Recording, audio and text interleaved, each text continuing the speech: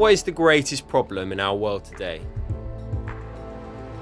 In 2008, to commemorate the abolition of slavery, the Guilt of Cain monument was constructed here in the City of London. The monument, which draws on imagery of church pulpits, slave trading podiums and sugarcane stalks, is a powerful reminder of how men like William Wilberforce, John Newton and many others fought to rid the world of slavery once and for all.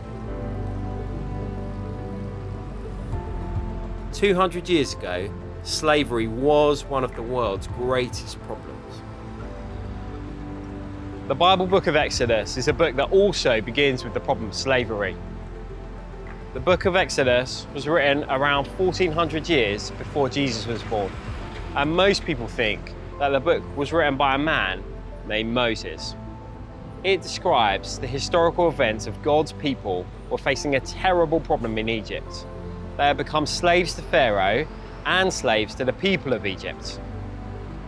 But actually, God's people were facing an even greater problem than that. Their greatest problem wasn't their slavery, as terrible as that was. Their greatest problem is that they had forgotten the one who made them a people in the first place. They had forgotten the Lord, their God.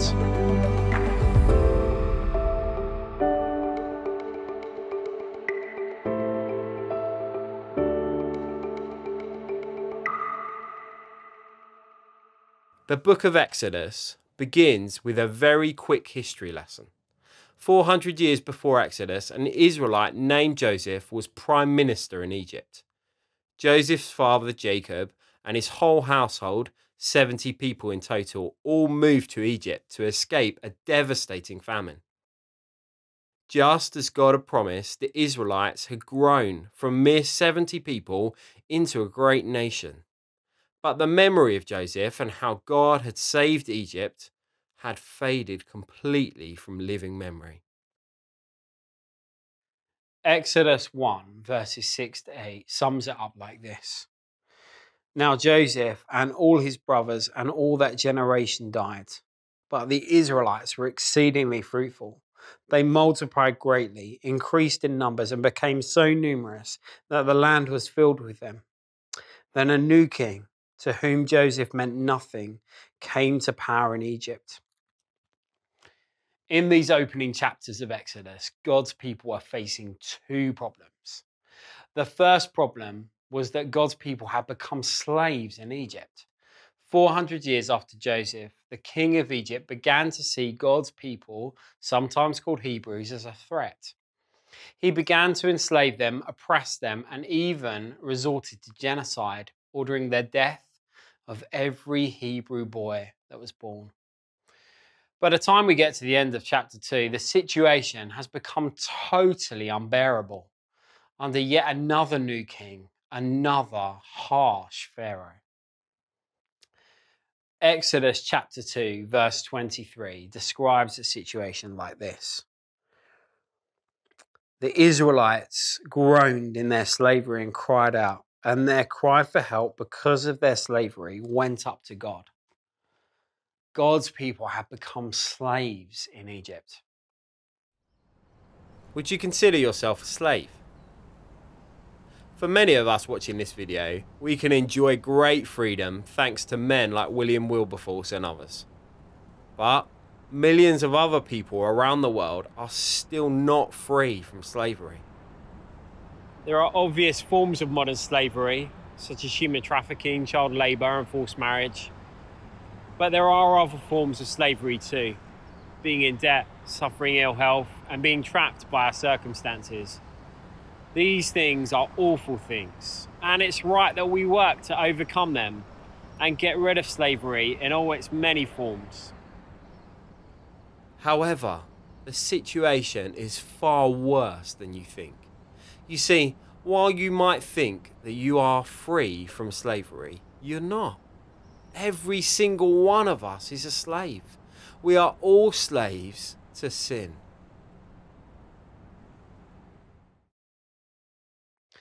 As we will see throughout this series, there are many times in the New Testament when the events in Exodus are linked to various aspects of the good news of Jesus and how we live by faith in him. Jesus picks up on this theme of slavery in John chapter 8, verse 34, where he describes our situation like this. He says, "Very truly I tell you, everyone who sins is a slave to sin." Sin is where we do not love God as we should. We do not obey God as we should. You, me, everyone in the world, everyone who has ever lived, we are all born slaves to sin. It is in our nature. If you've ever done anything wrong, then Jesus is saying this is all the proof you need to show you are a slave to sin. In Exodus, God's people were slaves to Pharaoh in Egypt, and their only hope was for God to set them free. For us, we are all by nature slaves to sin, and our only hope is for God to set us free too. God's people had become slaves in Egypt, but there was a deeper problem, far worse than slavery. You see, not only had Pharaoh forgotten who God was and what he had done, God's people had forgotten him too. In Exodus chapter 3 is the well-known story of Moses and the burning bush. Moses was a Hebrew boy who had escaped the genocide in Egypt. Miraculously, he had been adopted by Pharaoh's daughter and grew up in Pharaoh's own household. However, Moses could not stand how his people were being treated. One day, he let his anger get the better of him, and he killed an Egyptian and then fled into the wilderness. It was here, miles from anywhere, that God appeared to Moses in a fiery bush that didn't burn up. We'll look at the amazing things that God says to Moses in a minute. Before we do that, there's something that Moses says to God about the Israelites in the middle of their conversation that is truly shocking. It's in verse 13. Moses said to God, "Suppose I go to the Israelites and say to them, 'The God of your fathers has sent me to you.' And they ask me, 'What is his name?' Then what shall I tell them?" God's name, the Lord, is really important. It is shorthand for who he is and what he is like. But God's people didn't know his name. They didn't know who he was. They had forgotten him. Think of the person you love the most and who knows you the most. For me, it's Megan, my wife. We live here in Greenwich in London with our children, Freya, Zach and Lucia.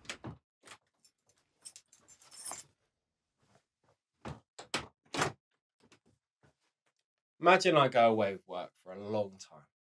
Eventually I come home to find that my wife no longer remembers who I am.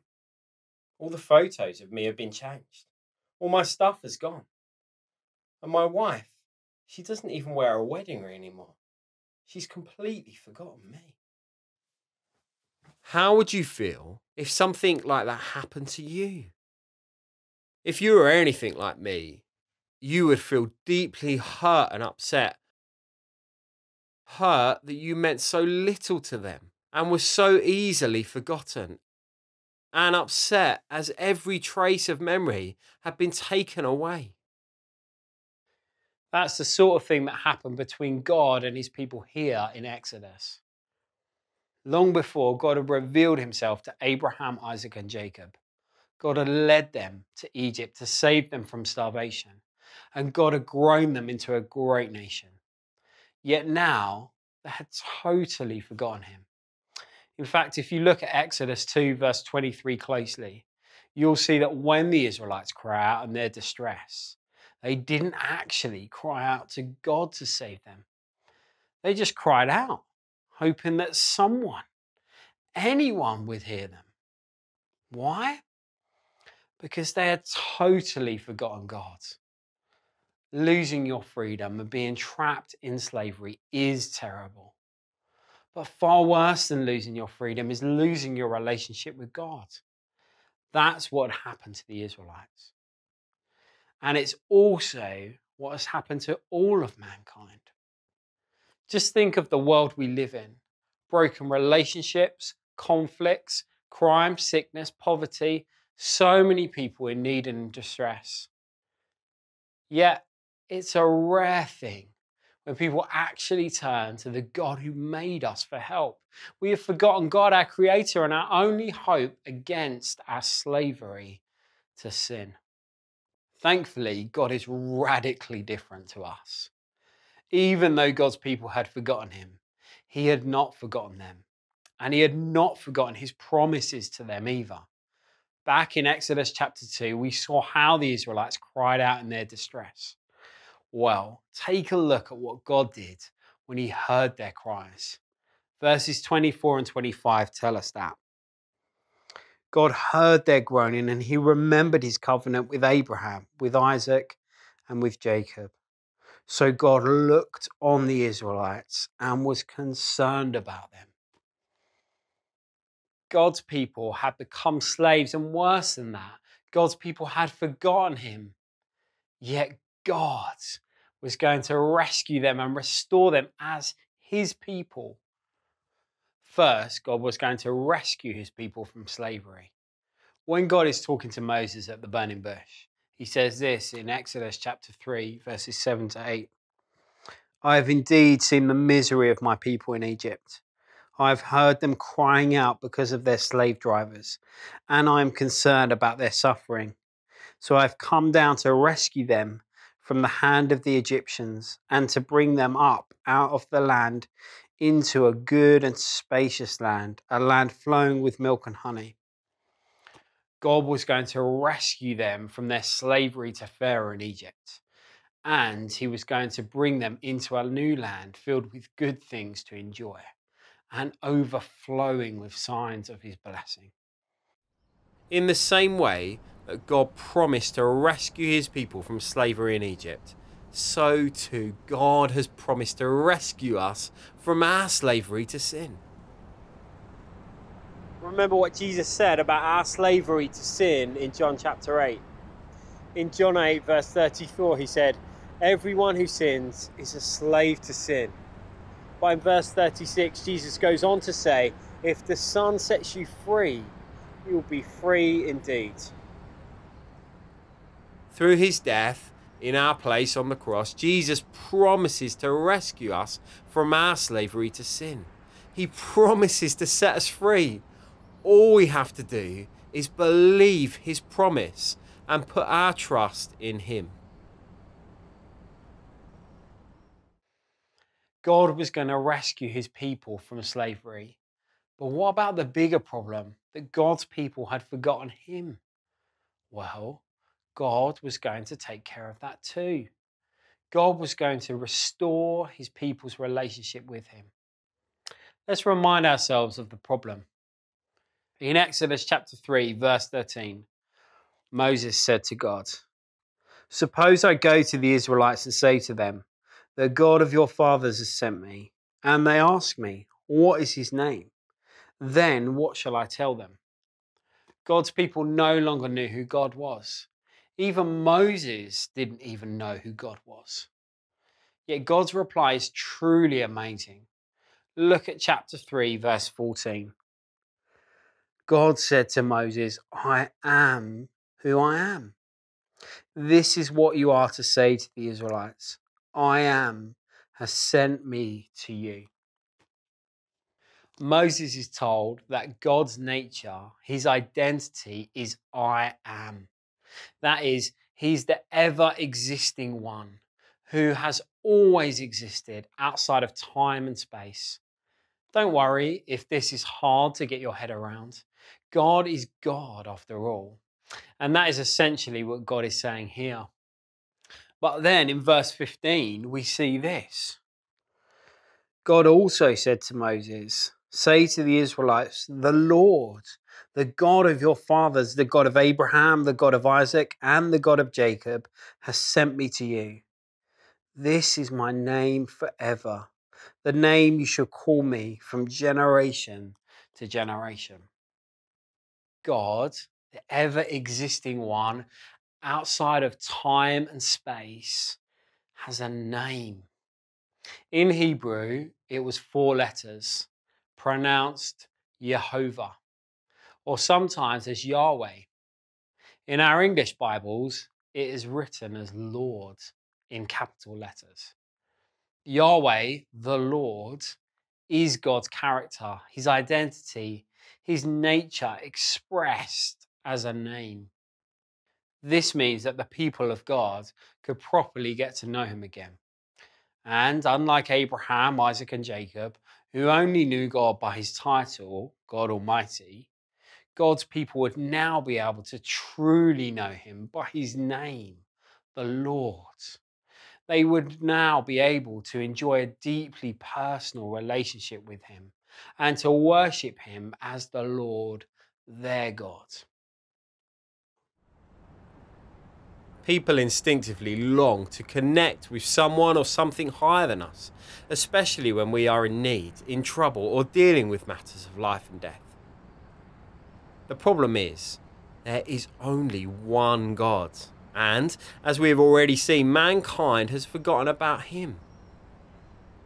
Actually, it's far worse. We have turned away from him and sought after other things instead. In spite of this, God makes himself known to us. He makes himself known through Jesus. John chapter 1 verse 18 puts it like this: no one has ever seen God, but the one and only Son, who is himself God and is in the closest relationship with the Father, has made him known. God has made himself known to us in Jesus. Through Jesus, we have a way to be rescued from our spiritual slavery to sin. But more importantly than that, we also have a way for our relationship with God, ruined and broken by sin, to be restored. We can know again the Lord God as our God.